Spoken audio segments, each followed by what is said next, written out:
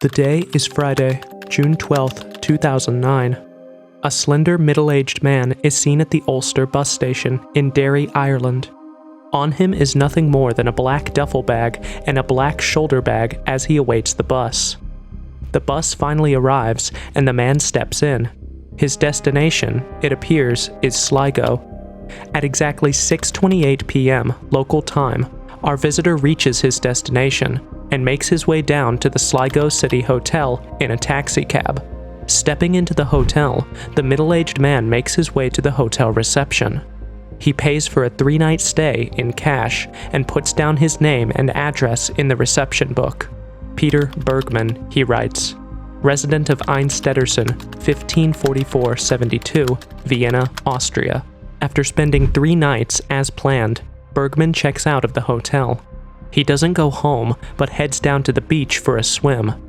Less than 24 hours later, a father and son are jogging by the beach when they find a body lying on the shore. It's Peter Bergman. Police immediately step in to investigate. They find many odd things about Bergman's last days, but none more bizarre than the fact that Peter Bergman doesn't exist, and very likely never did. Alright, let's start this story from the top, when Bergman was first sighted.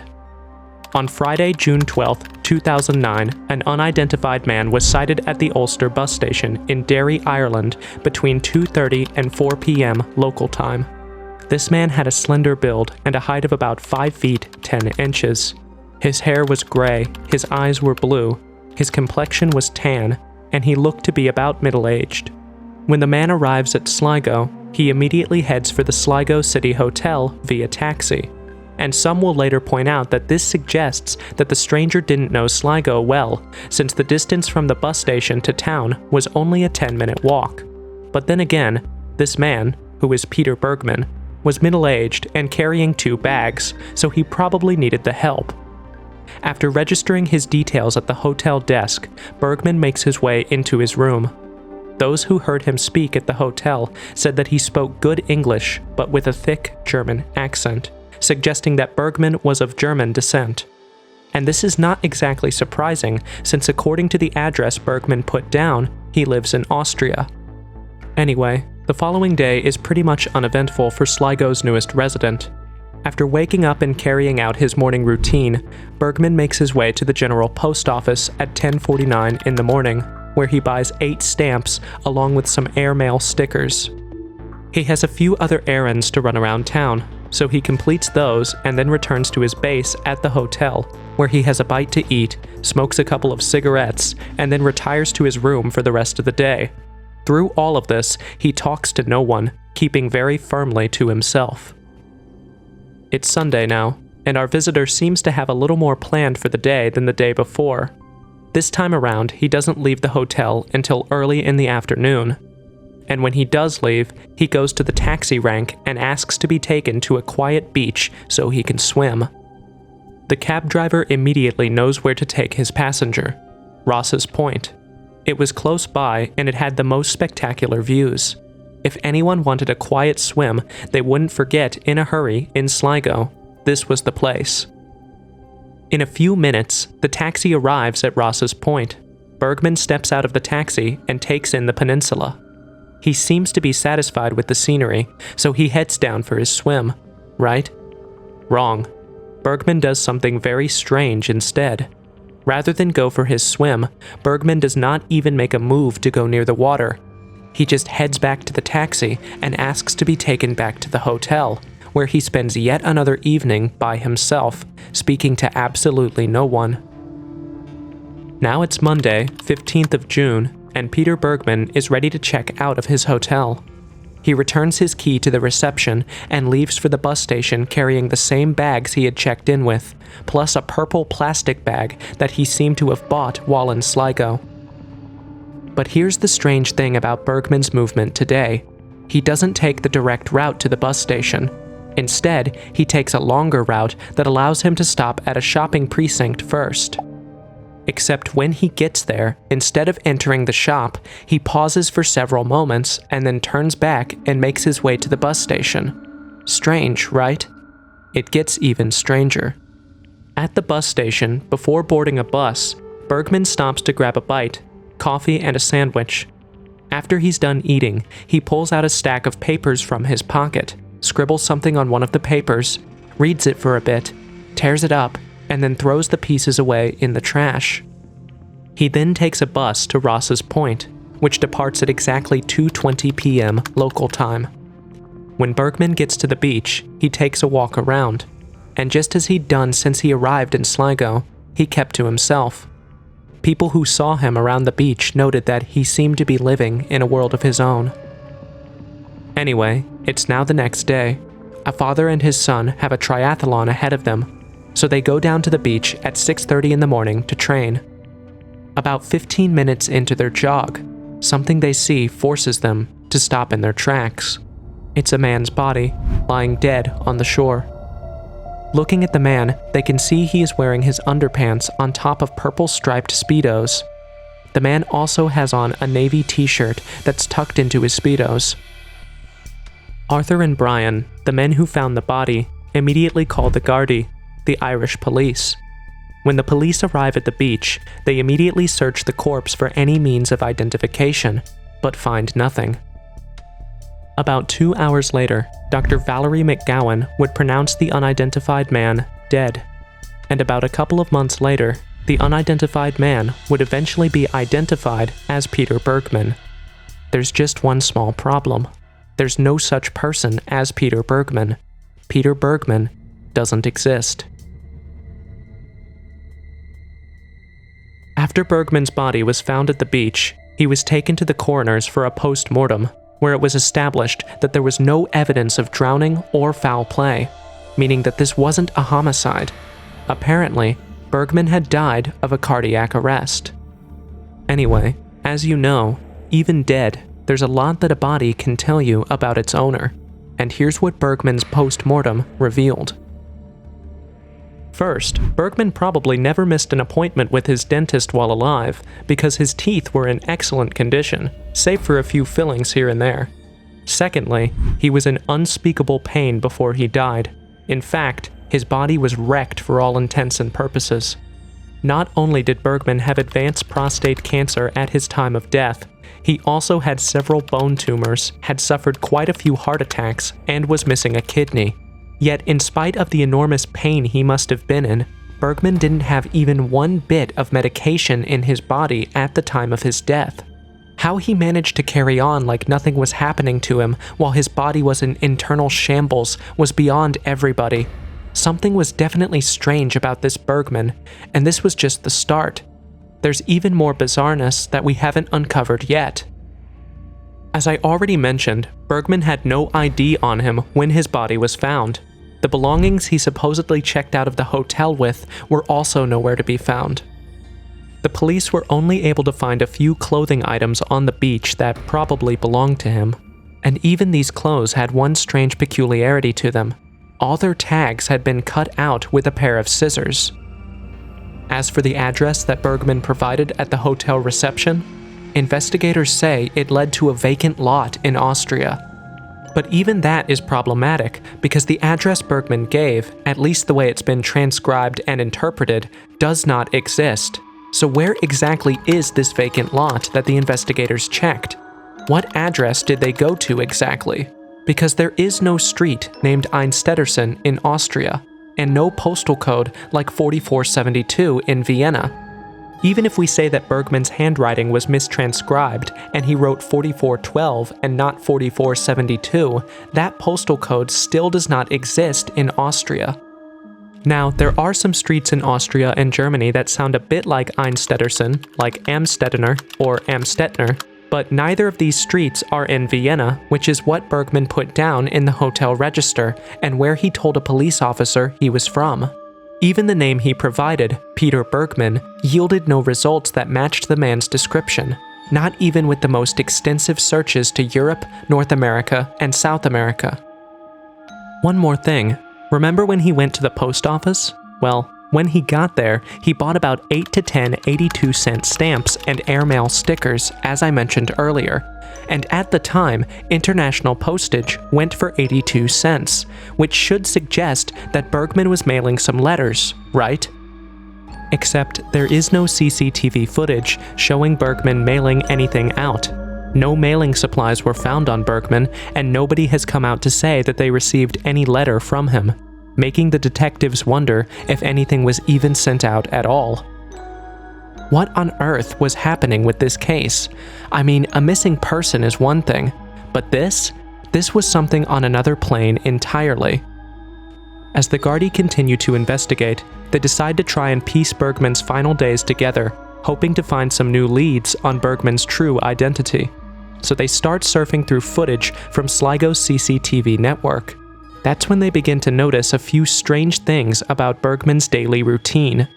For each day that Bergman left the hotel, he always went out with a purple plastic bag. Actually, in his 4 days at the hotel, Bergman left with this purple plastic bag no less than 13 times. And each time he'd leave the hotel with the bag full, but then when he returned, the bag would be empty. Either that, or he just had several purple plastic bags and he was just disposing of each bag with its contents. The running theory is that he was depositing his belongings in different bins across town, seemingly making sure to avoid any surveillance cameras. But honestly, there's no way to be sure what was in that purple plastic bag. There's no single CCTV footage showing Bergman disposing of the contents of this purple plastic bag. There's no evidence that he met with anyone anywhere in Sligo to hand them the bag. He didn't even speak to anyone on the phone, and no one saw him disposing of the bag or bags. In fact, all the local dumpsters, bins, and dumps were combed through for purple plastic bags or anything else that might help the police uncover Bergman's true identity. But they couldn't find anything, which isn't exactly shocking because how do you look for something when you don't even know what you're looking for in the first place? Yet another odd thing about Bergman's final days was a conversation he had with a police officer at the bus station. The officer claimed that Bergman seemed a little anxious about making the bus to Ross's Point, almost like he was scared that he was going to miss it. The officer also mentioned that Bergman did not look like someone who was going for a swim. Instead, he looked like he was dressed for business, with his long-sleeve blue shirt, a black tank over it, dark pants, and a black jacket to complete the ensemble. CCTV footage revealed that by the time Bergman got to the bus station, he no longer had the duffel bag he had checked in and out of the hotel with, just the shoulder bag and a purple plastic bag. Now, here is a complete list of all the sightings of Peter Bergman on June 15th, the last day he was seen alive. At 3 p.m., Bergman arrived at Ross's Point, carrying his shoulder bag and the purple plastic bag.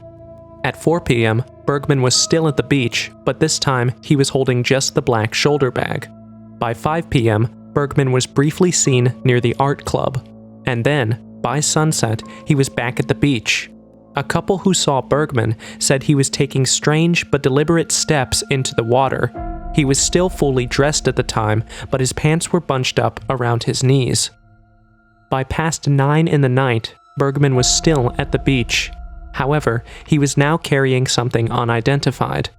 Then, from 9:30 to 10:30 p.m., he kinda fell off the radar, only to reappear around 10:30 p.m., carrying a purple plastic bag.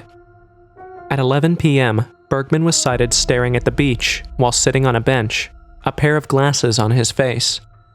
10 minutes later, he moved to stand on the beach, and then finally, at 11:50 p.m., he walked along the water, still fully dressed and still carrying a purple plastic bag. Unfortunately, it's the last we ever see of Peter Bergman, alive. Rifling through the only possessions Bergman allegedly left behind, the police find just a pair of pants, socks, shoes, jacket, and a belt. In one of the pockets of the pants are a wristwatch, tissues, 140 euros in cash, aspirin, and a bar of unwrapped soap that couldn't be traced to any hotel in Ireland. The glasses Bergman wore in his final sightings and the blue long-sleeve shirt he wore during checkout, however, were never found. Bergman's story is such a unique case because it completely flips the idea of a missing persons case on its head. Bergman wasn't abducted, he specifically chose every single detail of the events that surrounded his mysterious death and disappearance. From his pseudonym, to his place of death, to his time of death, they were all fully within his control. Anyway, it's been 15 years now, and still no one has come forward to say that Peter Bergman was their father or brother or uncle or cousin or anything. It's so strange. Maybe it's because this case is relatively unknown, but a case does not need to gain the world's attention before the family of a missing person comes looking for them. Except, does Bergman's family know something? And that's just one of the dozen unanswered questions surrounding the Peter Bergman mystery. For instance, why did he choose Sligo in the first place? As one detective in Sligo said, "If you want a scenic place to die, you're spoilt for choice across the west coast of Ireland, or even Scotland for that matter. Something must have brought him here, even if we've never been able to say what that was." Secondly, what was with that purple plastic bag?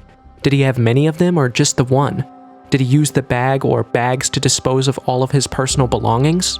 And since the police didn't even know what to look for in the first place, is it possible that they came across his stuff and didn't even know they were his?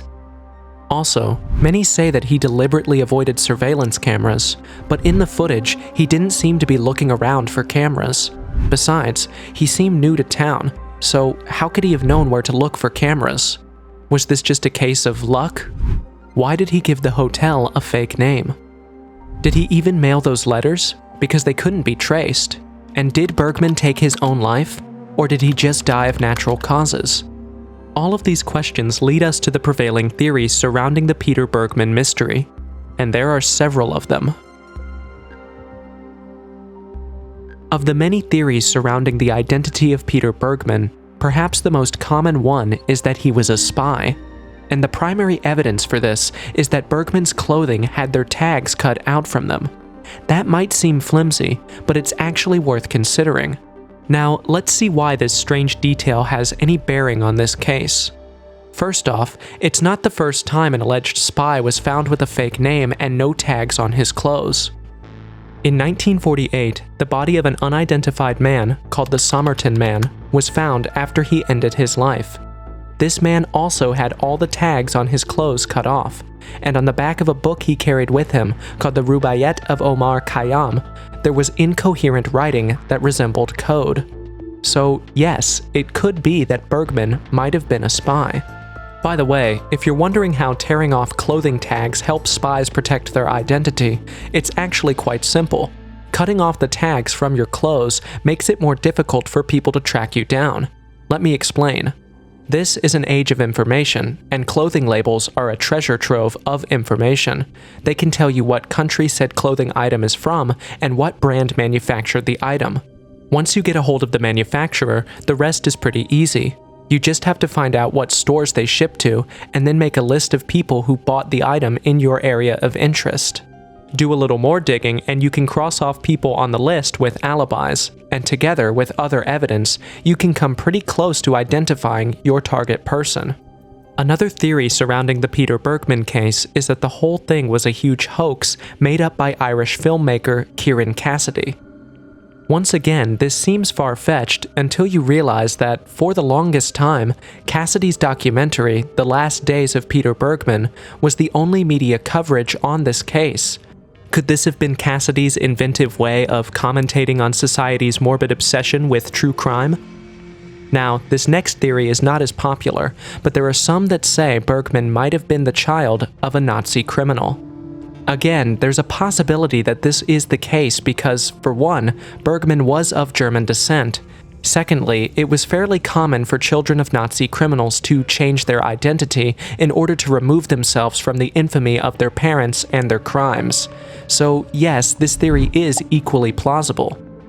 I won't go too deeply into the other theories surrounding Peter Bergman's identity because most of them are pretty unsubstantiated. For instance, some say that he could have been a criminal on the run. Others say that he could have been an alien that missed his way and got lost on Earth. These are obviously very weak theories, but even the other more credible ones aren't exactly 100% airtight either.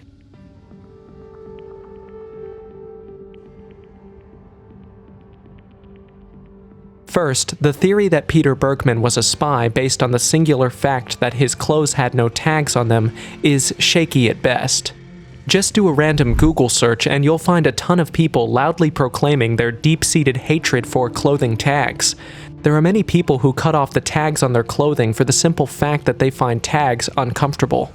Besides, if Bergman had cut out the tags on his clothes because he was a spy and didn't want his identity exposed, then why did he leave his watch on the beach?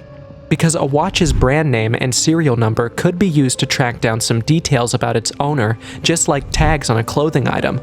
It just doesn't make sense that Bergman cut out the tags on his clothes to prevent being found, and then left his watch to be found. And as for the theory that the whole thing was an elaborate hoax, that's even less credible than the spy theory, because we have CCTV footage of Bergman in Sligo, and there was a body matching the man seen in the footage, so how could it be a hoax if there was a body? The other theories mentioned have no evidence to back them up, so there's no point in trying to debunk them in the first place. But if all prevailing theories are invalid, then that means we're right back where we started. Who is Peter Bergman, and what's his story? Well, as it turns out, there are other little details that we haven't really considered. To begin with, Bergman probably disposed of all of his personal belongings. We didn't exactly see him do it, but it's the only logical explanation. Also, he didn't have much longer to live considering his terminal illness, so this proves that Bergman most probably died by suicide, right? Well, not so fast. Sure, movements like Bergman's are common with people who go down this path, but here's the thing. Bergman died of a heart attack. How do you induce a heart attack on yourself? Not that it's impossible, it's just that it's really difficult. Plus, the coroners didn't find any trace of drugs in his system, remember? But then again, we don't know anything about Bergman's past. Who knows? Maybe he used to be a medical professional. Because if he did, he would have known precisely what drugs would induce a heart attack without showing up in a toxicology report. Still, a heart attack just seems like a very difficult way to go. At the same time though, you can't exactly predict or fully understand the reasoning or logic behind a person's decisions in cases like this. Honestly, when we consider all the facts, the most likely explanation that caters to all the evidence is that Bergman chose to end his life. He probably felt like his life was ending anyway and decided that he was going to go out on his own terms by choosing the time, the place, and the how. Although, it is bizarre that no one has come to identify him or look for him. Does Bergman really not have any family or friends who love him and are looking for him? It's been 15 years. Or maybe the answer to the riddle has something to do with the letters Bergman sent. Now, to be clear, we have no way to know for sure that Bergman sent any letters. Still, absence of evidence does not necessarily mean evidence of absence, right? That we don't have CCTV footage showing Bergman mailing any letters doesn't mean that he didn't. So, is it possible that Bergman wrote letters to close friends and family members, informing them of what he was about to do? Is it possible that Bergman also told them that he wished to remain an unidentified person in a foreign country? Because if he did, then it might explain why no one has come forward to identify him. Perhaps they are all just respecting his wishes. Or maybe they don't even know he's dead. The case isn't exactly well known outside of Ireland, so could it be possible that there are people looking for him, but just haven't seen the photos or heard the stories? It reminds me of a similar situation that happened about a decade before Bergman. Perhaps you've heard of it. The Lyle Stevick case. In September 2001, a 25-year-old man bearing the alias Lyle Stevick arrived in rural Washington and checked into a motel. Several days later, he was discovered dead, leaving behind only a note and some petty cash. For years, no one was able to uncover Stevick's true identity, until 2018 when DNA analysis allowed law enforcement to trace the man's family. As it turned out, Stevik's family had thought he was alive but had chosen not to speak to them for whatever reason. For 17 years, this family thought that their relative was alive and just decided not to keep in touch. Anyway, after the family found out what happened to their relative, they appealed for privacy and chose not to publicly identify Stevik. The police respected their wishes, and so till today, Stevik remains unidentified, and will probably always remain so. Obviously, this brings up another question. Why can't the police just use DNA to identify Bergman's relatives, right? Well, two things. First, it turns out things work a bit differently in the EU. You can't just run a DNA test on someone willy-nilly. It's a complicated area legally. Secondly, the Gardaí did say that they sent his DNA and fingerprints to police departments all around Europe, but there was no positive response. Anyway, sad as it may be to accept, there's also the less appealing but equally plausible option that Bergman had no one.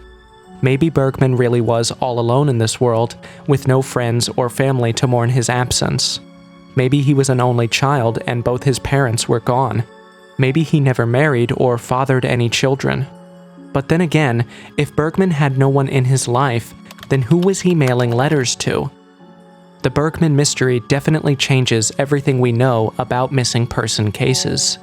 But in May 2021, a woman with a very pale-looking face and a few patches of hair on her shaved head was found limping and howling around the streets of Seattle, bleeding all over.